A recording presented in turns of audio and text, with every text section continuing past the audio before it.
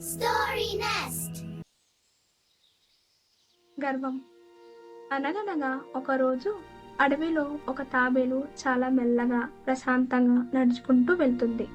తాబేలు నడకను చూసిన కుందేలు తన వేగానికి గర్వపడి తాబేలుతో ఇలా అంటుంది: అయ్యో తాబేలు, నువ్వు ఎంత మెల్లగా నడుస్తున్నావు! నన్ను చూడు, ఎంత చలాకీగా ఉంటానో! నాలా ఉండాలి, అలా నత్తలా మెల్లగా నడిస్తే ఎట్లా అని అవహేళనగా మాట్లాడుతుంది.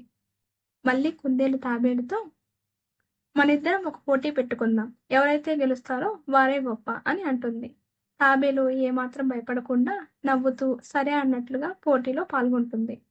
పోటీ మొదలైంది. కుందేలు ఒక్కసారిగా వేగంగా పరిగెత్తింది. క్షణాల్లోనే చాలా దూరం వెళ్ళిపోయింది. తిరిగి చూసింది. తాబేలు ఇంకా చాలా దూరంలో నెమ్మదిగా వస్తోంది. అప్పుడు కుందేలు అనుకుంది: ఇది ఇంకా చాలా దూరంలో ఉంది, నాకు చాలా సమయం ఉంది అని చెట్టు నీడలో కూర్చొని కొంతసేపటికి చల్లగాలికి గాఢ నిద్రలోకి వెళ్ళిపోతుంది. ఇంతలో తాబేలు మాత్రం ఆగకుండా, అలసిపోకుండా ఒక్కో అడుగు ముందుకు వేస్తూ సాగుతుంది. కొంతసేపటి తరువాత కుందేలు ఒక్కసారిగా లేచింది. చూసేసరికి తాబేలు గెలుపుకి కొన్ని అడుగుల దూరంలో ఉంది. అయ్యో అని కుందేలు భయంతో వేగంగా పరిగెత్తింది.